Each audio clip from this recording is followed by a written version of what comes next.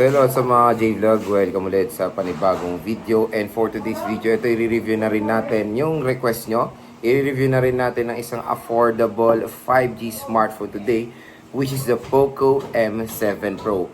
Maganda kaya to? Tara mga J-Vlog, check natin.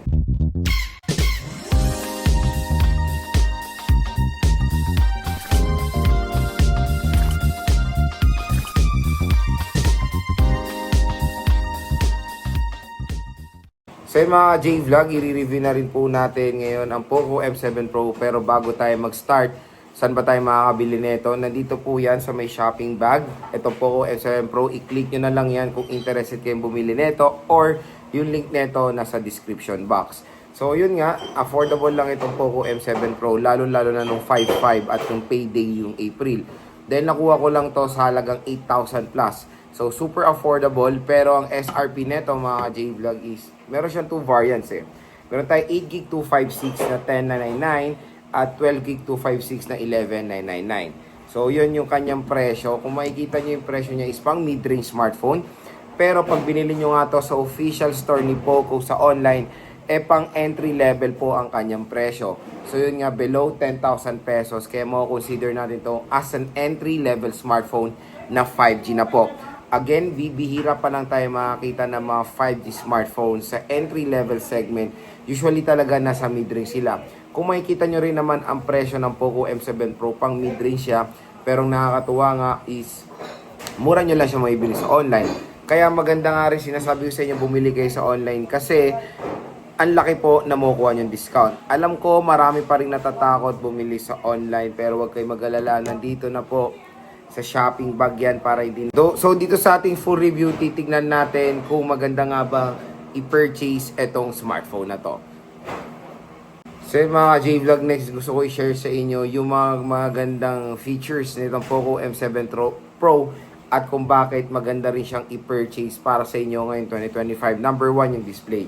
Display nito is all goods. Kung makikita nyo naman, 6.67 inches, Full HD+, 1080p resolution, with AMOLED display. Ito mga ka-J-Vlog, at in fairness, mataas din naman yung kanyang brightness. Okay na okay rin to pag gamitin nyo sa outdoor. Nakikita nyo pa rin naman siya kahit papaano. So maganda rin yung screen niya. Perfect na perfect din yung aspect ratio niya for gaming or pag manonood kayo ng movies. Maganda nga naka-AMOLED to kasi malaking tulong din ng AMOLED display. Syempre pag maglalaro kayo for the enhancement ng mga graphics. So yon, plus point sa akin yung display ng Poco M7 Pro, at ang maganda rin dito, in-display fingerprint scanner pa itong device na to. So, an entry-level smartphone na merong in-display fingerprint scanner is a good addition yan mga ka-J-Vlog. Number 2 mga ka-J-Vlog sa kanyang chipset. So, yung chipset niya is the MediaTek Dimensity. It's the 7025 Ultra. So, yun nga, an entry-level smartphone na meron Dimensity chipset. Sobrang sulit yan. Compare mo naman sa mga iba ring mga smartphones na lumalabas ngayon na merong 4G chipset na Helio G100 and G99. So nakakatuwa dito, 8 to 9,000 pesos. Pag nakuha nyo to sa online, sobrang sulit naman ng Dimensity na yon.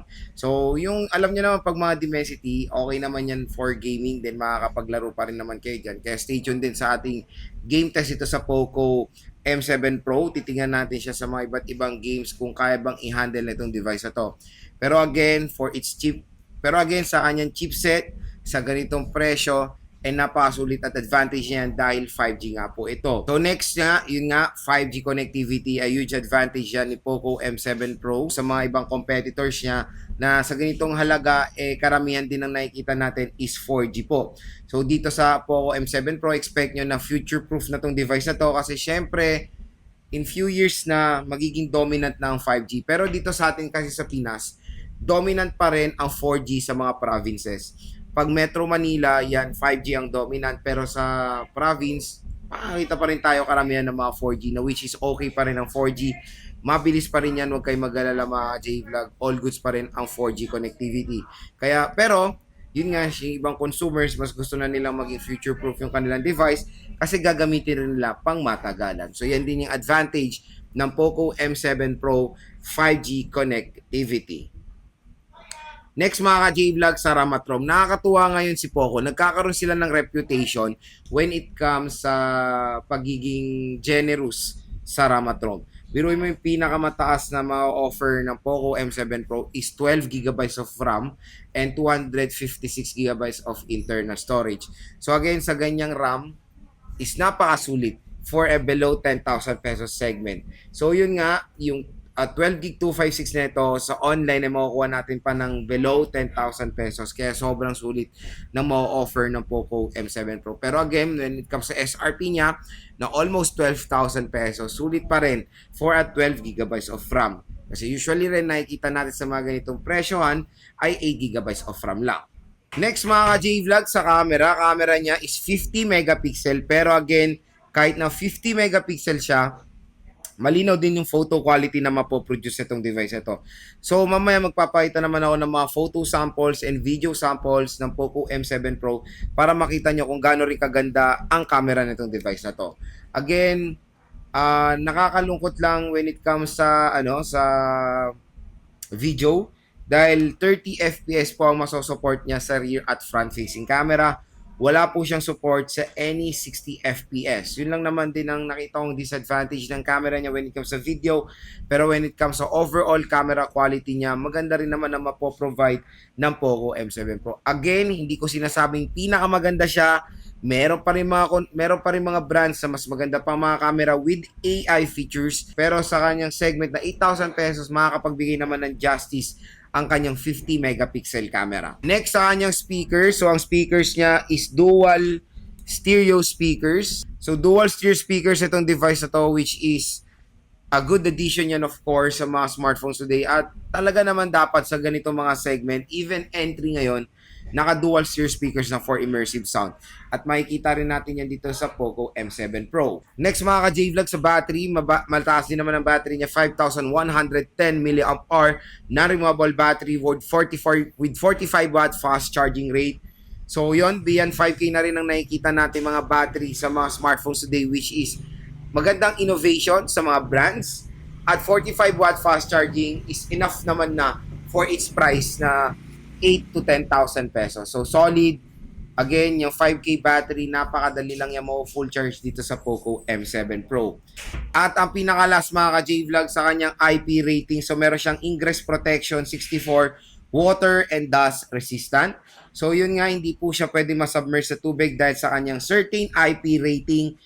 IP64, pwede yan matalsik-talsikan ng tubig with certain pressure din or mga malalakas na pressure ng tubig. Pwede tong Poco M7 Pro. Maganda for entry-level smartphone na meron din protection sa tubig na ngayon. Yan yung nakakatuwa sa mga innovation ng brands ngayon. Naglalagay na sila ng kahit minimal protection sa tubig. Kasi syempre, karamihan ng mga smartphones din natin, yung mga ibang consumers, ginagamit nila yan for navigation. Lalo na sa mga riders natin, di ba? Nilalagay nila sa motor, nababasa. So again, meron na kayong protection sa mga ganyang scenario when it comes ito sa inyong Poco M7 Pro. So yun mga ka-J-Vlog, yun lang mga ka-J-Vlog yung mga napansin kong maganda rin features na itong device na to. So sana nakatulong to sa inyong buying decision pag bibili nyo to, Poco M7 Pro. So next naman dito tayo sa design at build quality ng Poco M7 Pro. So yung kanyang overall material na ginamit dito is polycarbonate, so plastic siya, even yung frame niya. Pero total total matte finish itong device na to. Overall matte finish itong device na to, which is napakaganda rin naman na wala siyang any glossiness sa kanyang sa smartphone na to.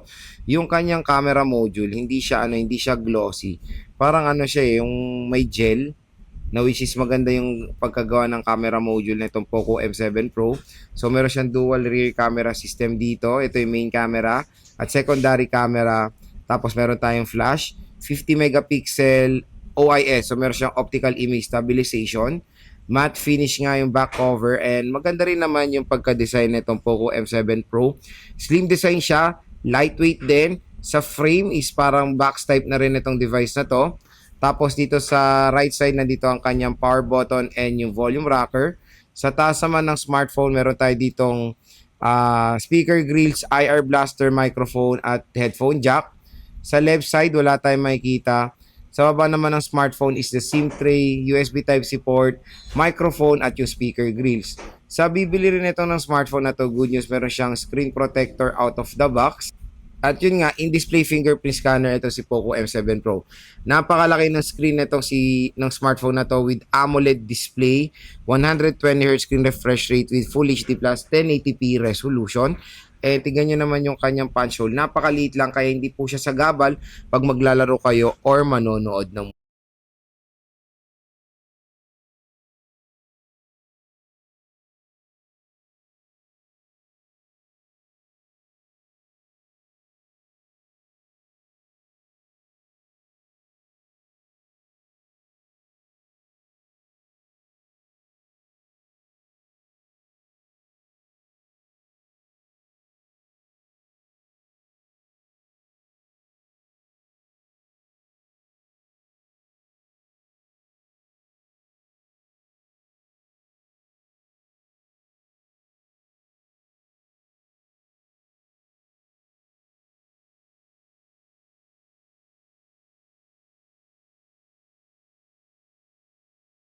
So video sample rear camera of the Poco M7 Pro.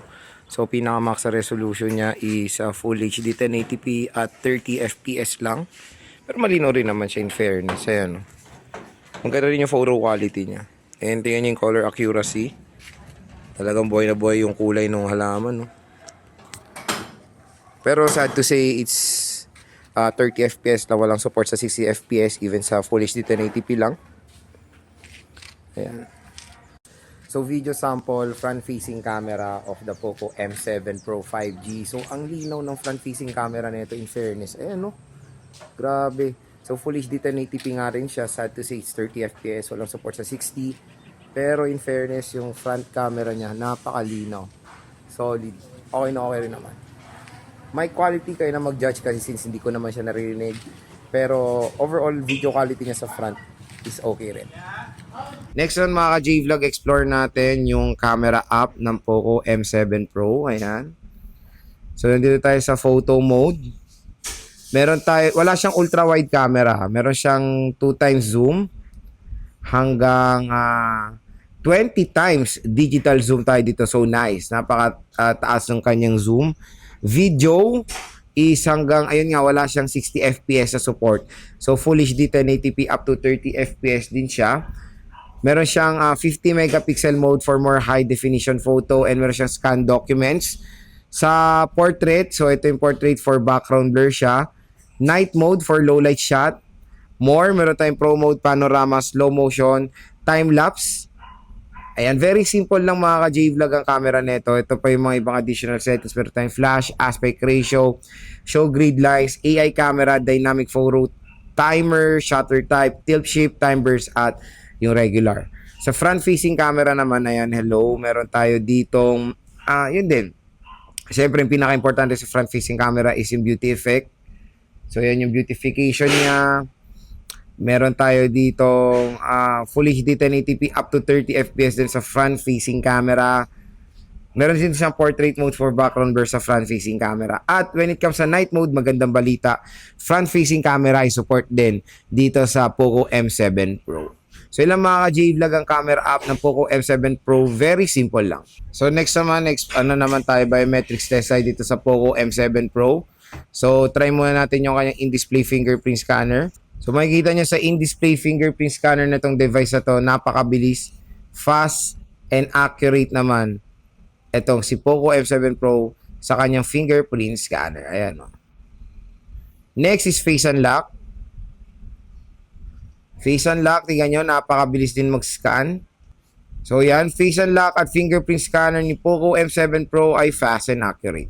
J-Vlog ang ating full review dito sa Poco M7 Pro. Ang pinaka main question, Lods, maganda ba tong smartphone na to? The quick answer dyan mga J-Vlog, definitely yes. Napakasulit nitong Poco M7 Pro. Biruin mo, nakuha ko lang to ng 8GB 256 na, tapos 5G pa, and wala na ako marereklamo sa device na to. Napaka-solid din naman ng mga ibang specs ng Poco M7 Pro, bukod sa kanyang 5G capability, maganda rin ang camera, outstanding display, dual steer speakers, snappy chipset, maganda rin naman ang HyperOS, pero medyo meron tayong mga konting mga, pero maganda rin naman ang HyperOS, pero may reklamo lang talaga ako sa sa HyperOS, na sobrang daming bloatware.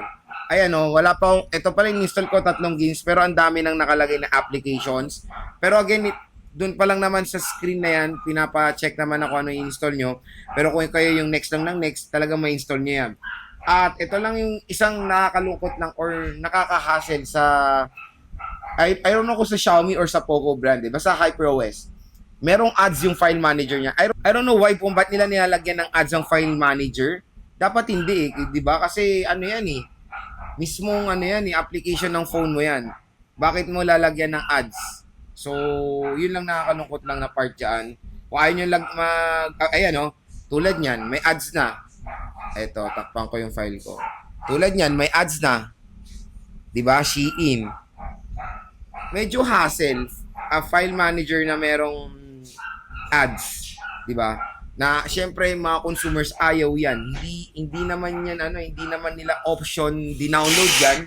Nandiyan na yan mismo sa app na kailangan ng smartphone. So dapat wala talagang ads yung mga ganyan. Ito yun lang naman yung napansin ko sa HyperOS or sa mga Xiaomi or Poco smartphone, file manager nila may ads. So yun mga J-Vlog, kung interested kayo dito sa Poco M7 Pro, isang napakasulit na device si Xiaomi ngayon or ni Poco, again yung link nito nasa description box or nasa shopping bag. Click nyo na lang yan. Add to cart nyo na hanggang sale pa to. Lalo na magpe-payday sale ulit or sa 6.6, baka makuha nyo pa to ng mas mura.